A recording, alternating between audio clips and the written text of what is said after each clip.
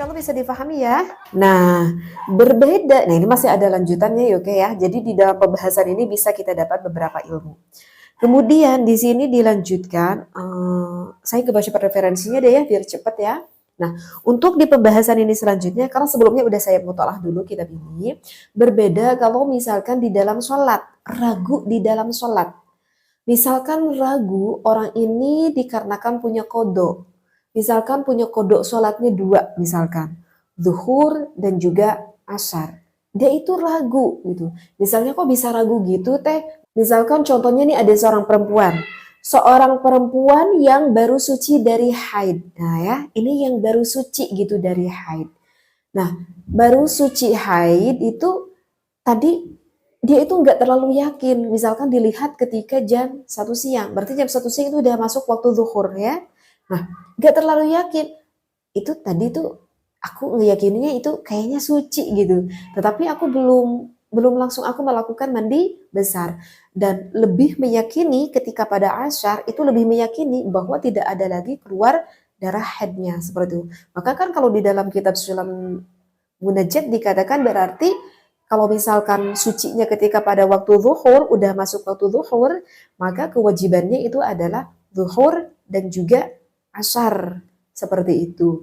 Nah, dia itu ragu seperti itu. Itu sebetulnya aku itu suci teh ketika waktu zuhur apa ketika waktu asar ya? Aku ragu gitu. Tadi aku gak terlalu lihat jam seperti itu. Nah, maka kalau ragu apakah kodokku itu hanya asar saja, apakah duhur dan asar? Maka di dalam kitab ini dikatakan wajib melaksanakan dua sholat tersebut, yaitu zuhur dan juga asar. Kenapa wajib zuhur dan juga asar? Karena kewajibannya itu adalah sama. Hukumnya itu adalah sama, sama-sama wajib. Berbeda dengan tadi, dengan mani dan juga madhi. Kalau mani dengan madhi itu kan hukumnya berbeda.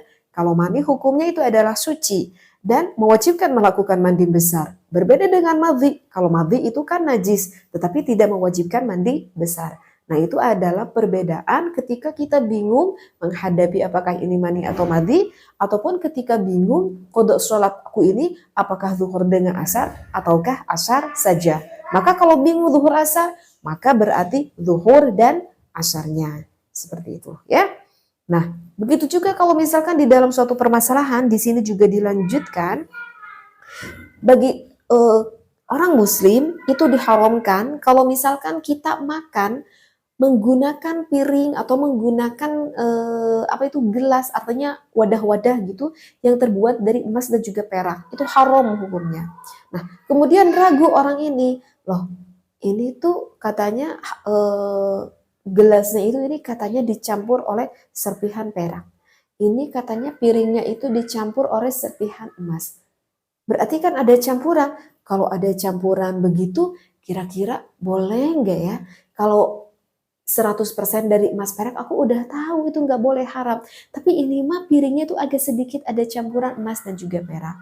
Nah, itu bagaimana di dalam kebimbangan dan keraguan tersebut? Maka di dalam kitab ini dikatakan wa innama aujabul ihtiyat bitazkiyatil aktsari. Maka di sini dikatakan mewajibkan untuk kita untuk berikhtiat. Artinya berikhtiat itu adalah berhati-hati.